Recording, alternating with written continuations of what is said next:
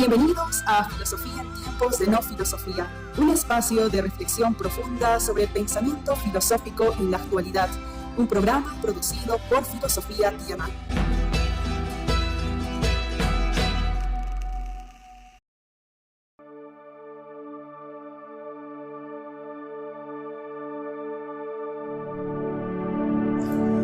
Bienvenidos al episodio 248.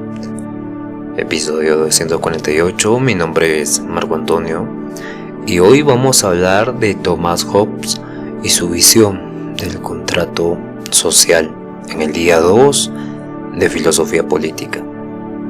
Bien, Thomas Hobbes fue un filósofo inglés, nació en 1588 y es uno de los padres de la filosofía política moderna. Como sabemos, su obra El Leviatán explica la teoría del contrato social, donde desarrolla un acuerdo entre los ciudadanos para ceder el poder a un Estado-gobierno, poder absoluto. En este sentido, el contexto de este libro ocurre en el desarrollo de la Guerra Civil Inglesa, un periodo de caos y violencia que marca profundamente el pensamiento filosófico, porque Hobbes conceptualiza al hombre en estado de naturaleza de forma pesimista y sostiene que en su estado de naturaleza es malo. O sea, sin gobierno, sin estado, sin leyes, los seres humanos viven en una lucha constante por la supervivencia, movidos por el miedo, el deseo, la competencia, y este estado sería una vida pobre, solitaria, desagradable, brutal, y no existiría justicia y tampoco injusticia, ya que estos conceptos solo tienen sentido dentro de un orden social.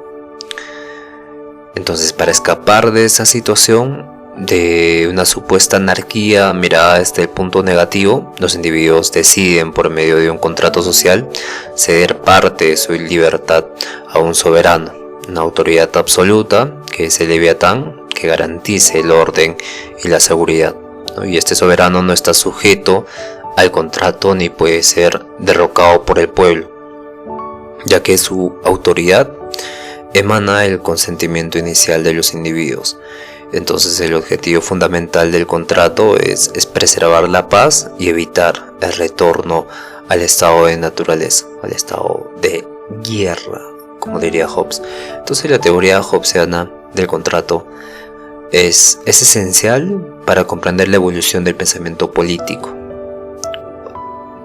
Tenemos que entender que su enfoque sienta las bases para la elaboración más profunda de este contrato social, con John Locke agregando los derechos naturales y con Rousseau más adelante aportando un tipo de teoría liberal que justifica un tipo de actuar diferente en la sociedad basado en la participación ciudadana. Entonces, para Hobbes, el ser humano, cuando se encuentra en este estado inicial o de naturaleza, sin leyes, sin autoridad política y demás, actúa impulsado por el miedo, el deseo de poder y la desconfianza hacia los demás. Entonces esta conduce inevitablemente a una situación de conflicto generalizado, y durante el tiempo que los hombres viven sin una potencia que los mantenga a raya, estos se encuentran en una guerra, una llamada guerra, donde cada uno va en contra de los otros, ¿no? Donde el lobo es lobo de otros hombres, y este estado ofrece seguridad, garantías, pues cada persona que busca su propio interés no confía en los demás, pero sí confía en el Estado, que le brinda la seguridad de que el otro no le va a hacer daño. En el capítulo 8 de la primera parte de Leviatán, Hobbes nos dice textualmente, cito: El resultado de tal situación es que no hay lugar para la industria, porque su fruto es incierto y por consiguiente no hay cultura de la tierra, ni navegación, ni uso de mercaderías, ni sociedad. Y lo peor de todo, continua amenaza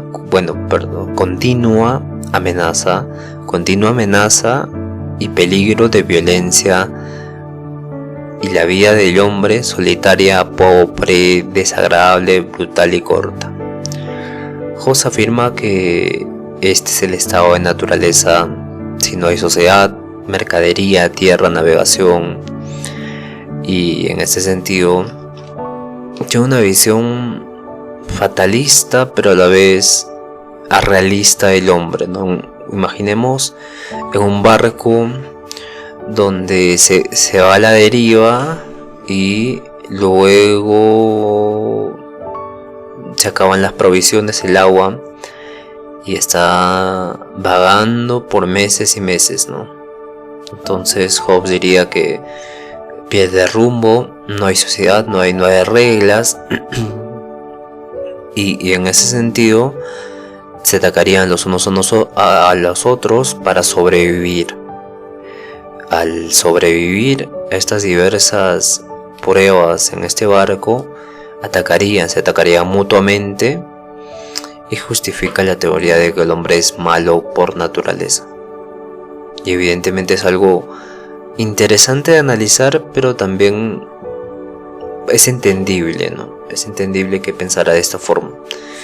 Hobbes también afirma que los hombres son naturalmente iguales en cuerpo y mente, y esto genera una desconfianza mutua, porque si yo pienso que el otro me va a hacer daño y el otro piensa que yo le voy a hacer daño, hay un tipo de lucha interna con uno mismo y sus pensamientos que se refleja en el exterior con la lucha por los pensamientos del otro. Entonces, en el capítulo 8, parte 1, menciona que de esta igualdad de capacidad surge la igualdad de esperanza en la consecución de nuestros fines, y por consiguiente, si dos hombres desean la misma cosa y sin embargo no pueden disfrutarla, ambos se vuelven enemigos.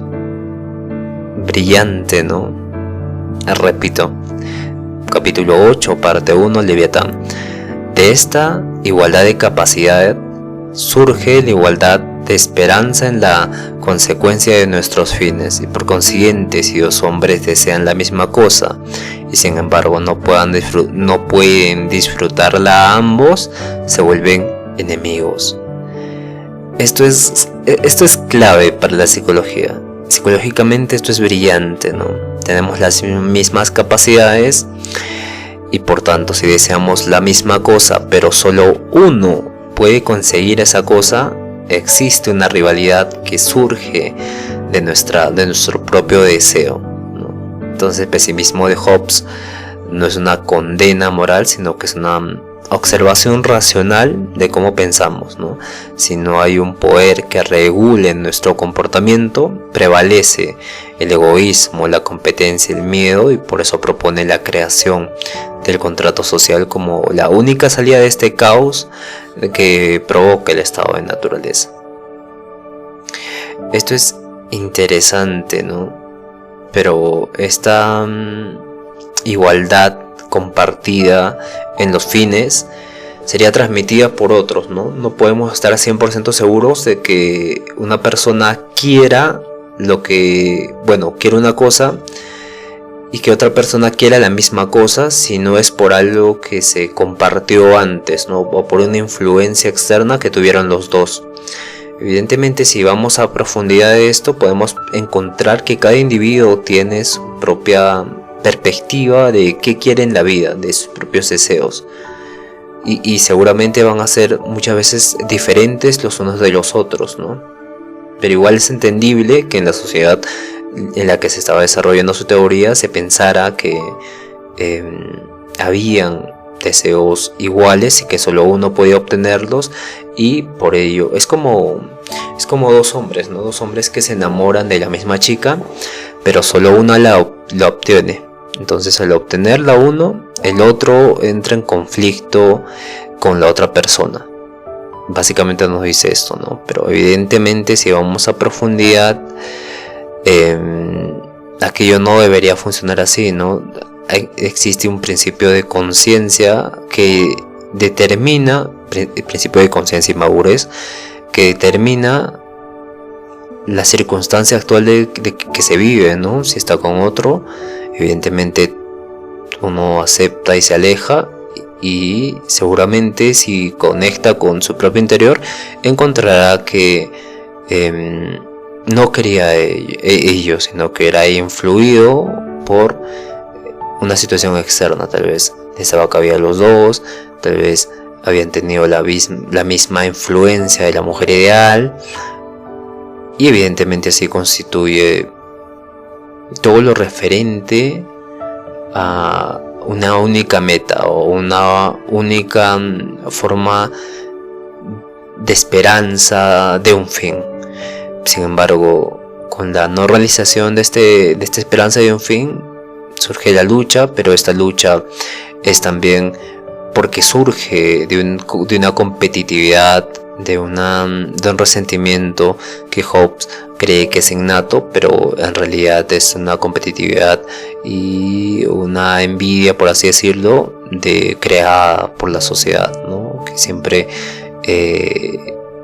está en relación, comparando, que conlleva analizar los diferentes defectos humanos innatos, y esto evidentemente es algo completamente interesante, ¿no? Ellos no llamarían defectos innatos, sin embargo lo llamarían comportamientos innatos que surgen en el hombre cuando interactúa con otro hombre.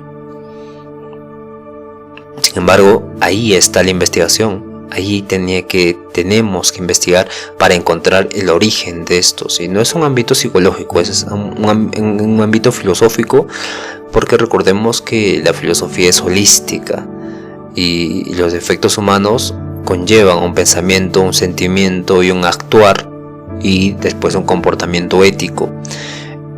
O sea que conlleva de la metafísica, aquello oculto que no se ve, hasta lo físico, lo ético, que es palpable en la sociedad. Entonces es muy interesante toda esta propuesta de Hobbes, pero es no laxa, sino que se tiene que profundizar más.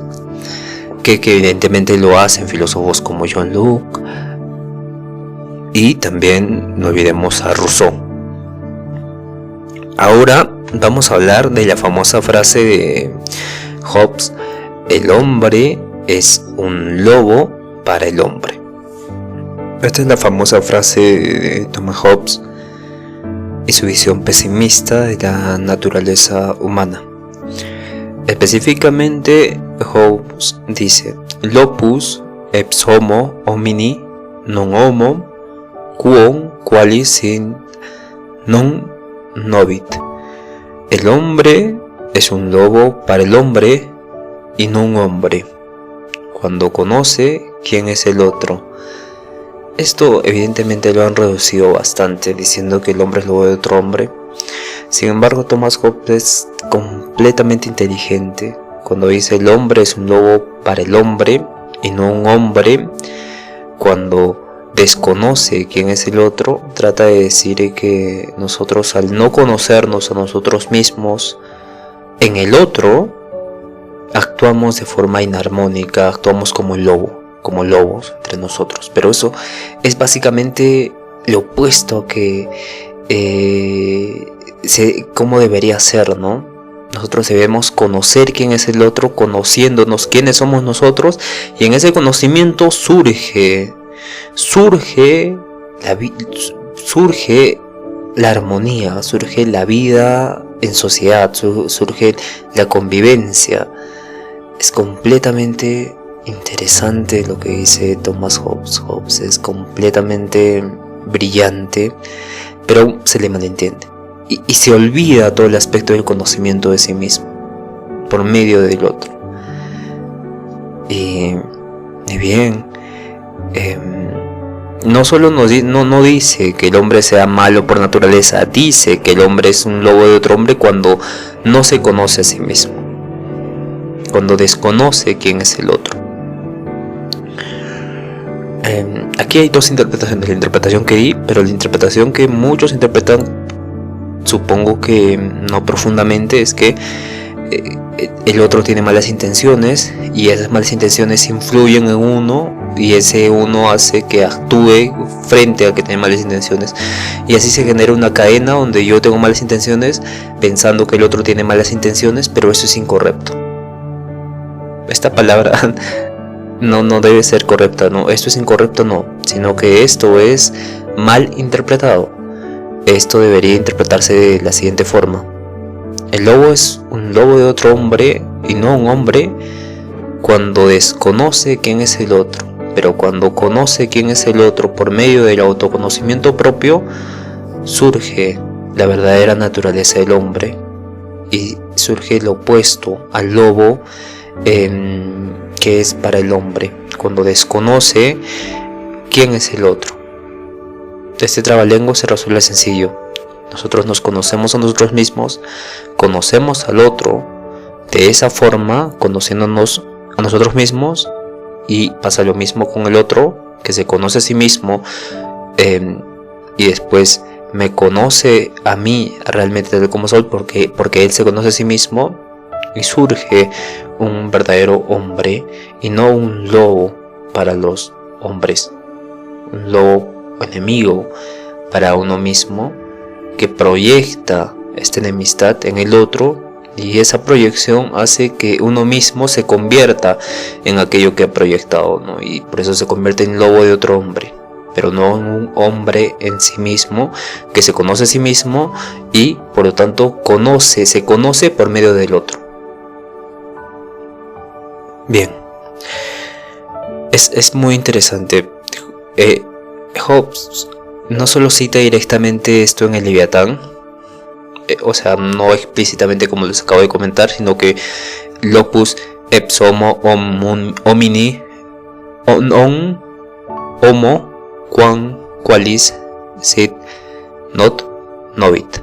El hombre es un lobo para el otro, o un lobo para el hombre, y no un hombre cuando desconoce quién es el otro. Cuando desconoce quién es el otro, esta parte la cambia todo, completamente todo. Entonces Hobbes no solo cita directamente esto en el Leviatán, pero la idea está profundamente presente en toda su obra.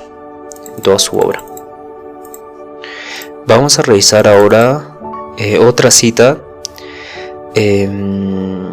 Al describir el estado de naturaleza como una guerra de todos contra todos, Hobbes lo expresa de esta forma, ¿no? El hombre está en el capítulo 1, en el título de Sibe. El hombre es un dios para el hombre y también un lobo para el hombre. Lo mismo que les comentaba antes, ¿no? Cuando el hombre se conoce a sí mismo por medio del otro y el otro se conoce a sí mismo por medio del otro, que conlleva un conocimiento propio, se convierte en aquello que no divide, no separa, no fragmentiza su naturaleza misma.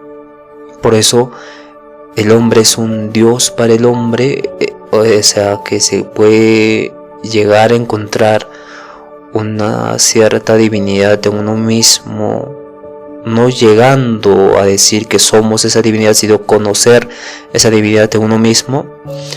Y cuando no ocurre esto, es lo contrario, es un lobo para el hombre. Y más ampliamente escribe también en el capítulo 11, en la parte primera de Leviatán, donde menciona: los hombres no tienen placer sino cuando se comparan con otros y se sienten superiores. Evidentemente describe la forma degenerada del hombre, ¿no?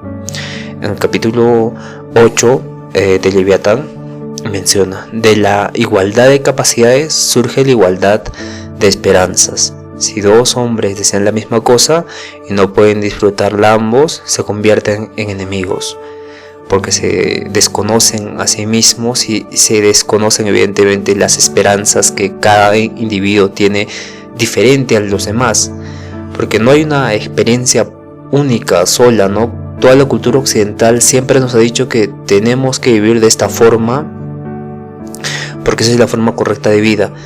Y evidentemente eso es en cierta medida cierto, pero no es tan profundo a nivel filosófico como para decir que estas esperanzas son solo una, y al no realizar esta esperanza y ver que otro sí, hay una lucha de enemistad en ese sentido, lo cual lo cual conlleva a que un lobo sea para el hombre, ¿no?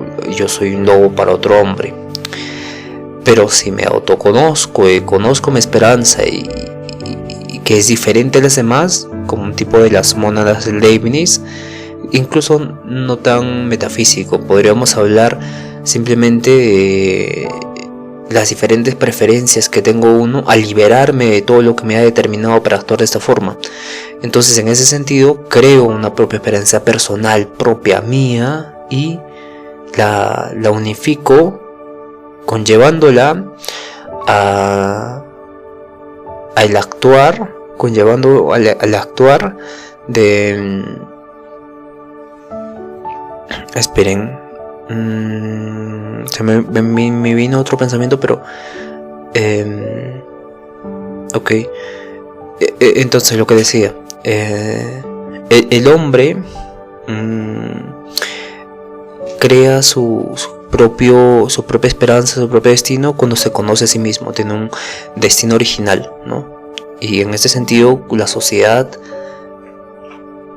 ya con la comparación y el desconocimiento del otro, se crea ahí divisiones entre dos grupos que quieren lo mismo, ¿no? Por ejemplo, los partidos políticos quieren el poder porque todos están determinados, no son libres esos hombres a buscar el poder por el bien común del pueblo, que cuando uno lo consigue, el otro se vuelve enemigo del otro. Y evidentemente si buscaran el poder todos ellos, se pondrían de acuerdo y harían un debate y ellos mismos elegirían qué partido gobernante o qué partido tiene más propuestas verdaderas. Pero no ocurre esto, porque evidentemente no luchan por el pueblo, no realmente representan al pueblo, sino que diferentes enfoques le dan, ¿no? Que son separados del pueblo en sí mismo, porque no es una manifestación viva del pueblo.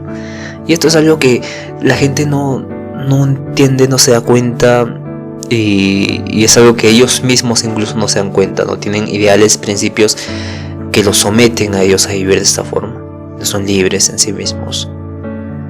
Y bien, ¿no? De ahí surge que el lobo sea el lobo de otro hombre cuando desconoce quién es el otro. Desconoce esto por no conocerse a sí mismo por medio del otro también. Como vimos, es muy interesante Thomas Hobbes. No solo se reduce a que el hombre es malo por naturaleza, se reduce a toda una construcción más ínfima de la conciencia humana. Entonces, ¿qué plantea Thomas Hobbes en el Leviatán?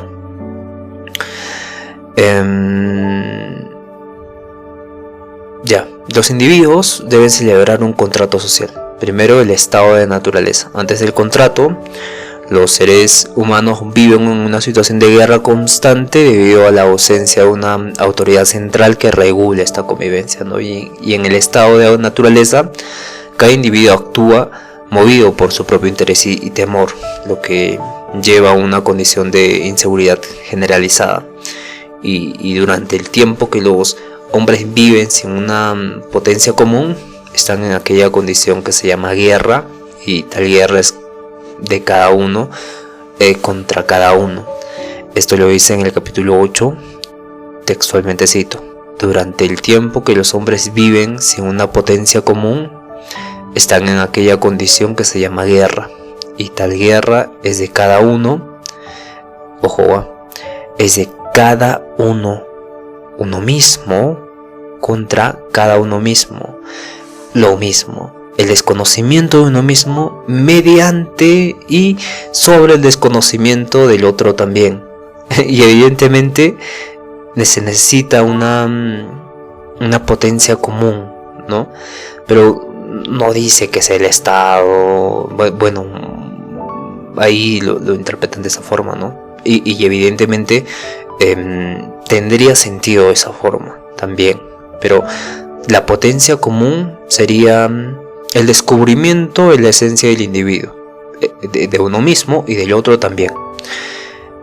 Y bueno, en este escenario que comúnmente se le interpreta, no existen conceptos como la justicia, ni la propiedad, ni la seguridad, pues el único objetivo es subsistir en un entorno en constante violencia, conflicto con uno mismo antes, que se refleja en la sociedad después.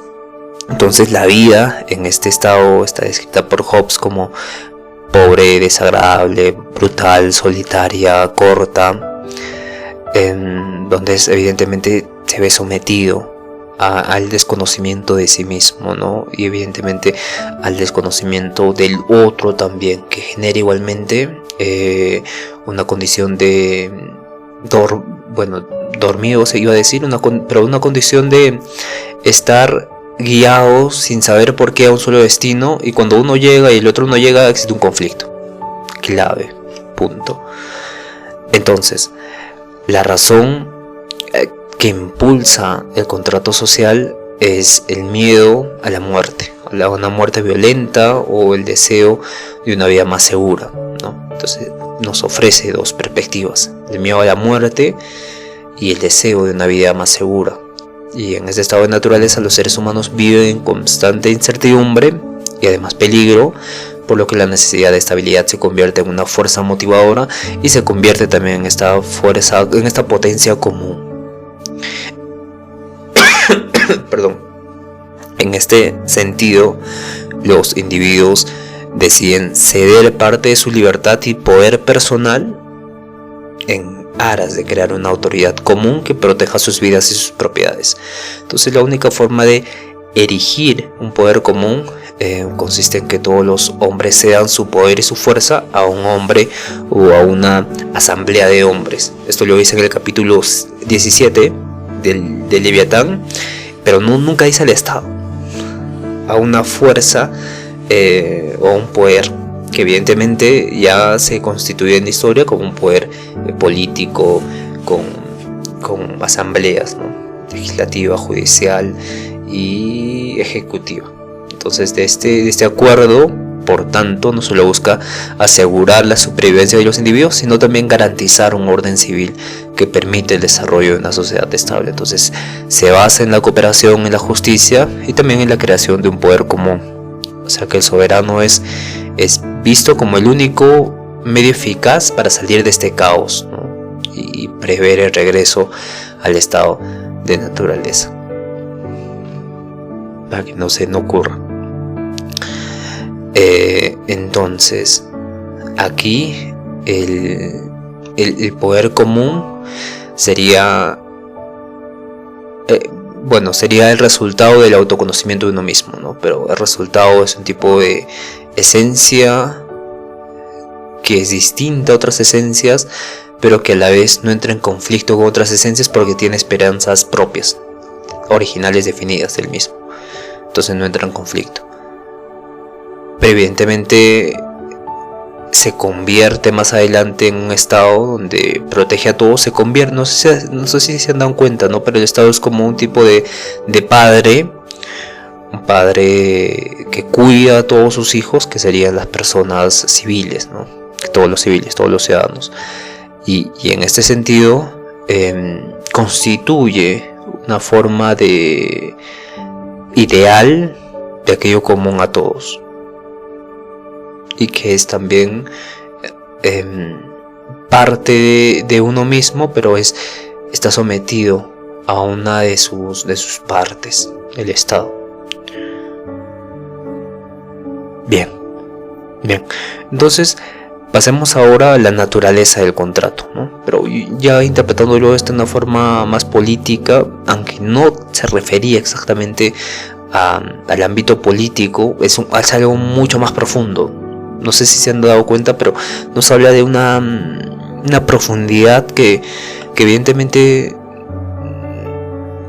tiene implicaciones políticas, porque tiene implicaciones más que políticas, implicaciones sociales. Entonces vamos a hablar ahora de la naturaleza del contrato social, ¿no?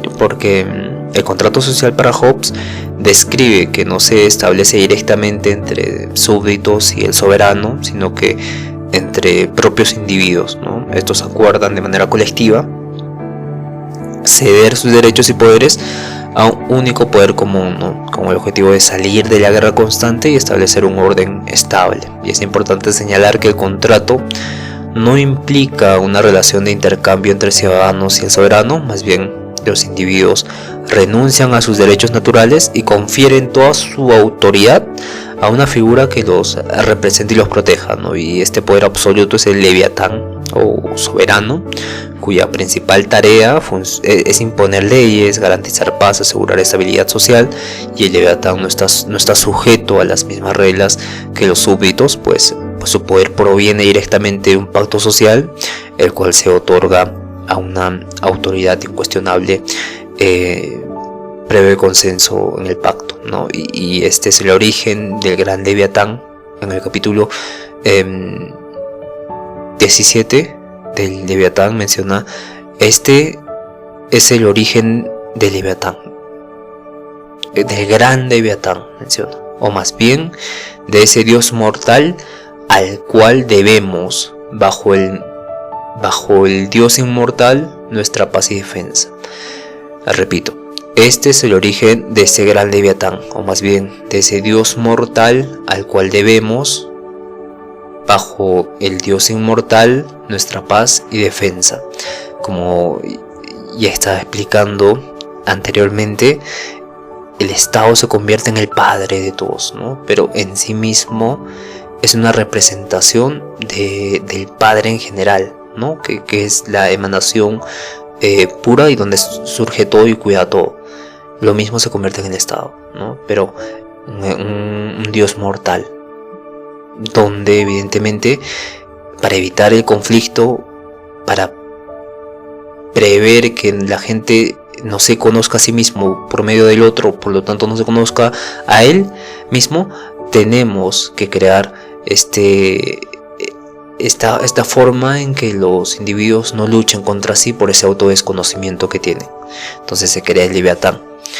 Entonces vemos que hay un Dios inmortal, una idea de resultado del autoconocimiento que surge conociéndose a sí mismo por medio del otro, y tenemos como consecuencia sensorial terrenal al Dios mortal al cual nos debemos, ¿no? Y que es análogo al Dios inmortal que brinda paz y defensa a todos nosotros. Y esto evidentemente es algo completamente interesante, profundo.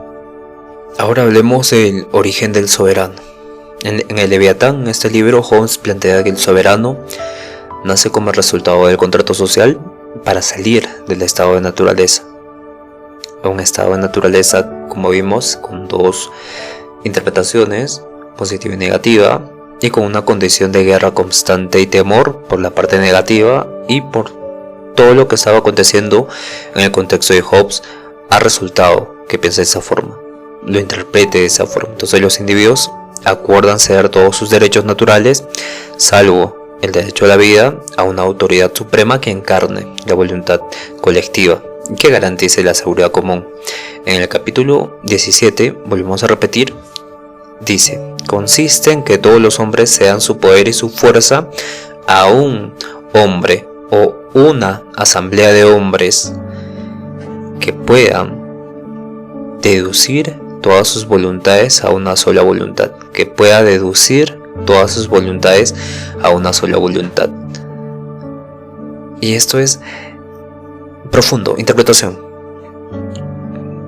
Nosotros, ya que no nos conocemos, no somos conscientes del otro, en su autoconocimiento, conociéndolo él mismo, me conozco a mí mismo y pasa lo mismo viceversa, tenemos que ceder nuestra fuerza y poder a otro hombre, este hombre que sí puede hacer de muchas voluntades, o sea, de muchas interpretaciones, una sola voluntad, o dicho de otra forma, conocer la esencia de sí mismo, conociendo a los demás, ¿no? Conociendo a los demás, conocer a nosotros mismos, conocernos a nosotros mismos y hacer una sola voluntad, o llegar a la parte esencial del hombre, a la conciencia del hombre, a esta parte ínfima del hombre, y de acuerdo a esto nosotros poder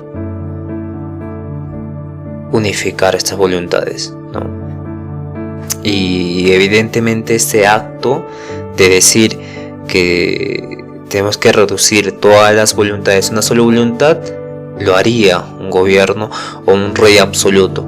Pero este rey absoluto evidentemente tiene que cumplir una característica del tiene que cambiar su estado de naturaleza en el momento presente a un estado de naturaleza positivo o más inicial que el segundo, ¿no? Porque ya vimos con Hobbes que se vivía en comunidades, en sociedades, en reinos donde se asesinaban los hermanos por el poder, la familia, entonces todo ese contexto.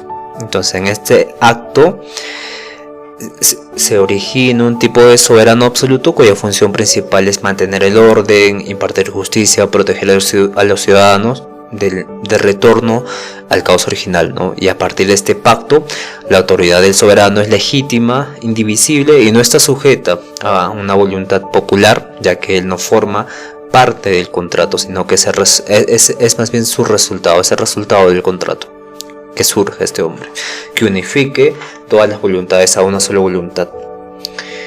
Y evidentemente tiene características este soberano absoluto. Primero, debe ser indivisible. El poder del soberano no puede fragmentarse ni destruirse entre varios órganos o personas, pues ello pondría en riesgo la unidad del Estado y la eficacia del gobierno. Evidentemente, cuando nosotros hemos dividido el poder legislativo, judicial, ejecutivo, ya se ha roto la indivisibilidad del soberano. Es lo mismo que decía Platón, ¿no? Bueno, en otros términos, pero con Platón vemos que el filósofo rey conoce la verdad. Una vez que conoce la verdad, viene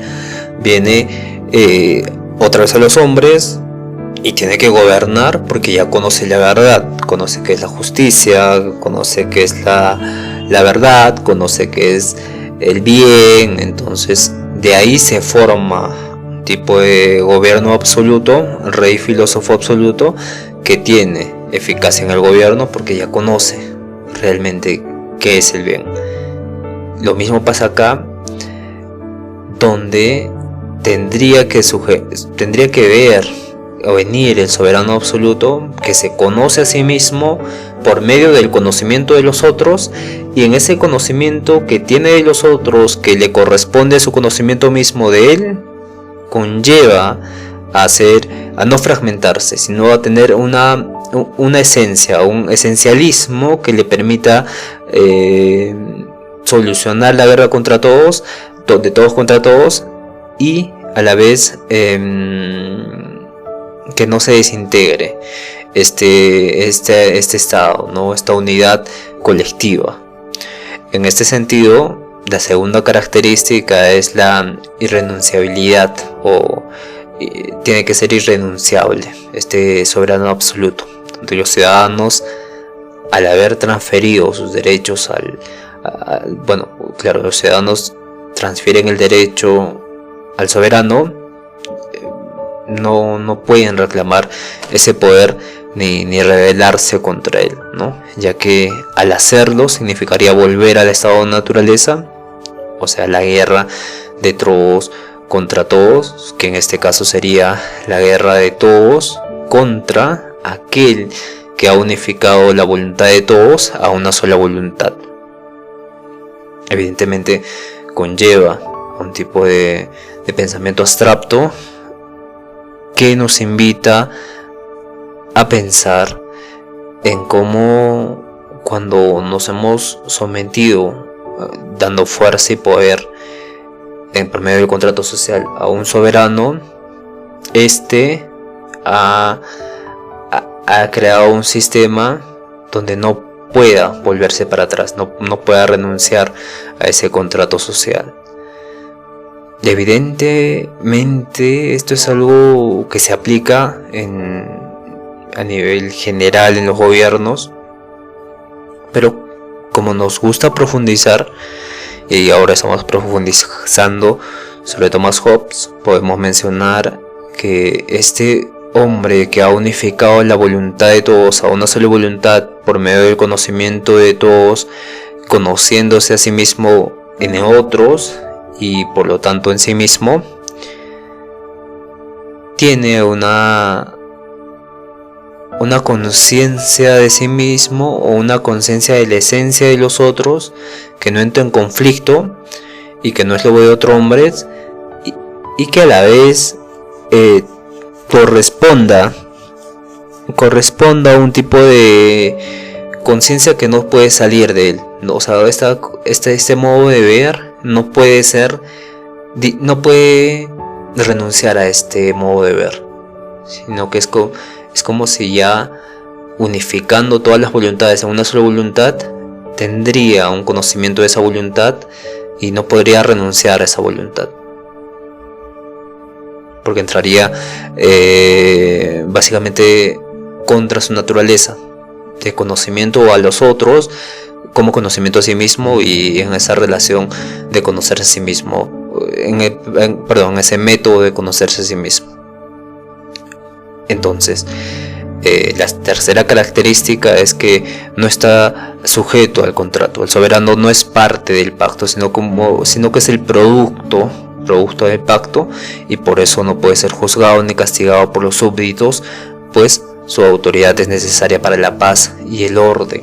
Evidentemente, ya como mencionamos antes, hay dos tipos de interpretaciones: la común, que todos saben, que defendía a un rey monarca absolutista y que tenía esta teoría que justificaba su reinado.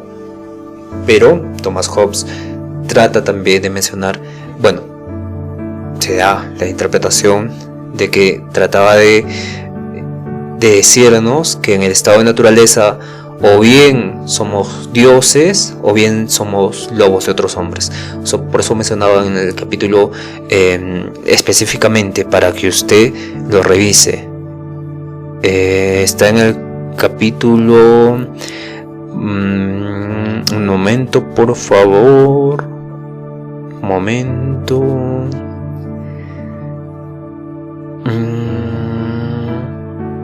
aquí está.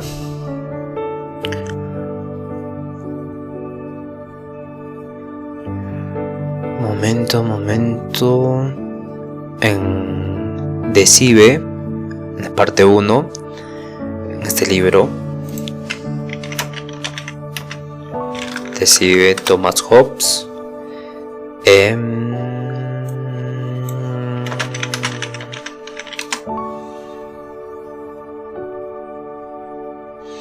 que significa elemento filosófico sobre el ciudadano. Menciona: el hombre es un dios para el hombre y también un lobo para el hombre. Ahí nos habla de dos tipos de estado de naturaleza, y evidentemente esto conlleva la segunda interpretación que estaba mencionando antes, donde el resultado del conocimiento de los otros por medio del conocimiento mismo, que ocurre de esa forma y viceversa, conlleva a que el sujeto no se encuentra como parte del pacto, sino como ese resultado de este conocimiento, ¿no? O sea, solo conociéndonos a través de otros, nosotros llegamos a la consecuencia de un tipo de esencialismo, un tipo de conciencia, de certeza sobre la naturaleza de nosotros mismos, que no podemos pensar que esa naturaleza de nosotros mismos es producto del pacto. Es producto del pacto, pero no podemos pensar que es parte del pacto, ¿no? no podemos pensar que es el pacto incluido ahí, ¿no? Como certeza de que va a ser así, sino es como el resultado del conocimiento mismo que yo tengo de mí mismo mediante los otros hombres, ¿no? Y viceversa. Entonces ahí surge el resultado de esto, más no es parte del contrato, y de esta forma no puede ser juzgado ni castigado por los súbditos. No dice súbditos, no puede ser castigado ni juzgado, porque realmente no estaría dentro del pacto, sino que sería resultado del pacto. Y como vimos, si es juzgado y es castigado, no sería el soberano absoluto, y por lo tanto en la realidad ocurre lo contrario. Por eso le damos otra interpretación a esto, ¿no? Porque en la realidad le cortan la cabeza al rey, despojan a los reyes de los reinos, y evidentemente no existe, se contradice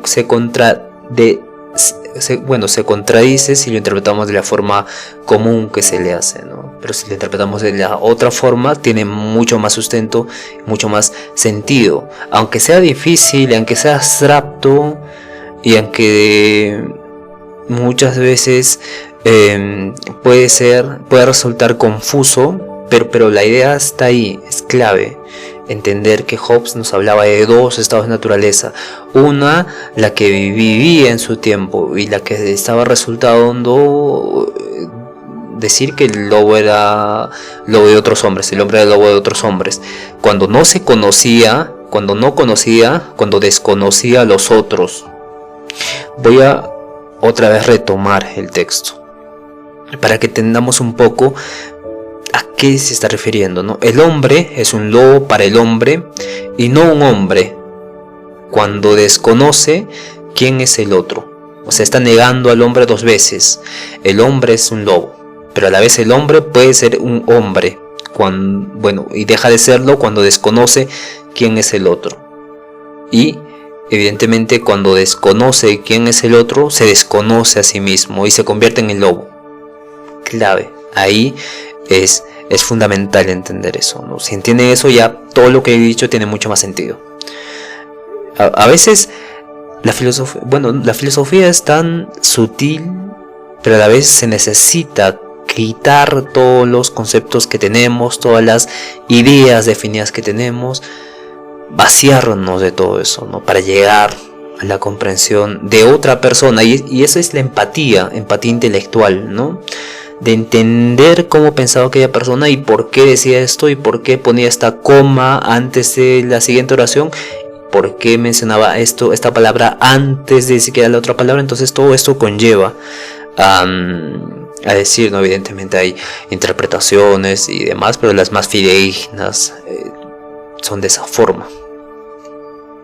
Bien, entonces hay que hablar también de la legitimidad del soberano, que no se fundamenta en el consentimiento moral o religioso, sino más bien en una decisión racional tomada por los individuos que buscan evitar la muerte violenta y vivir con seguridad, ¿no? Entonces el miedo al caos y a la guerra perpetua del estado de naturaleza impulsa a los humanos a someterse voluntariamente al poder del Leviatán, por esta falta de autoconocimiento por medio de los otros, y así la obediencia al soberano no es una cuestión de virtud, sino es una autopreservación.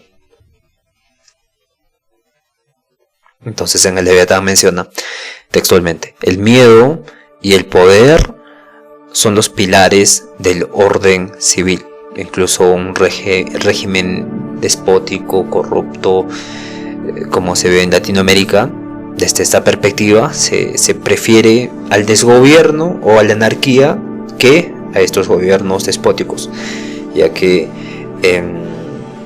ofrecen una estructura de autoridad capaz de mantener la paz. Un desgobierno, un régimen despótico está ahí, ¿no? Entonces la razón humana reconoce la ausencia de un poder común y que lleva inevitablemente al conflicto, y por eso la sumisión al soberano resulta solo justificable, sino que es más una necesidad de que sea así, de esta forma, ¿no? Evidentemente, con el desarrollo de toda la política, la sociedad, las ciudades que han crecido y tienen un orden metafísico sometido al gobierno, a este Leviatán, tenemos un tipo de autopreservación por medio, cediendo nuestra voluntad y nuestro poder a ese estado, ¿no? Pero recordemos que se podría vivir de otra forma, ¿no? Se podría vivir no como una anarquía en sí misma, sino más bien como una forma de conocimiento por medio de los otros, donde tengamos el desarrollo empático de conocernos a nosotros mismos y por lo tanto conocer a los demás, y en ese conocimiento surge un tipo de voluntad que acumula o que agarra todas las voluntades diferentes y diversas y las unifica en una sola, ¿no?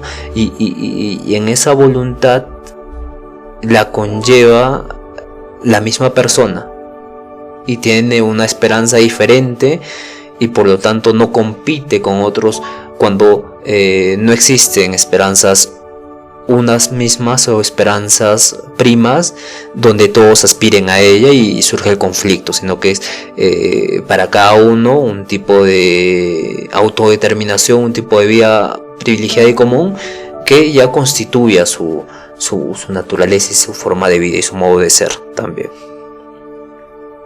Bien, pero ahora, interpretado de forma común, de forma general, de forma bastante